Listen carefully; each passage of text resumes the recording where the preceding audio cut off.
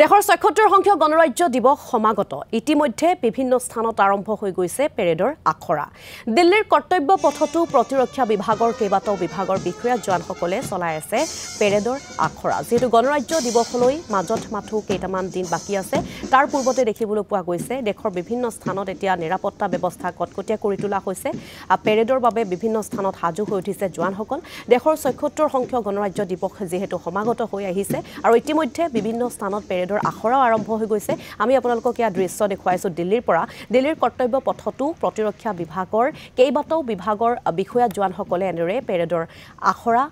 চলাই থকা দৃশ্য আপোনালোকক দেখুৱাই আছো আৰু দিল্লীটো দেখা পোৱা গৈছে এতিয়া নিৰাপত্তা ব্যৱস্থা কটকটীয়া কৰি তুলিছে কোনো ধৰণৰ যাতে কুটাঘাতমূলক ঘটনা সংঘটিত হ'ব নোৱাৰে বা তেনেকুৱা ধৰণৰ কোনো যাতে অবৰ্ণীয় পৰিস্থিতিৰ সৃষ্টি হ'ব নোৱাৰে বা নহয় তাকে লৈ এতিয়া নিৰাপত্তা ব্যৱস্থা কটকটীয়া কৰি তুলিছে আৰক্ষী যথেষ্ট তৎপৰ হৈ পৰিছে প্ৰশাসন তৎপৰ হৈ পৰিছে আৰু লগতে এনেদৰে পেৰেডৰ বাবে আখৰা কৰিছে জোৱানসকলে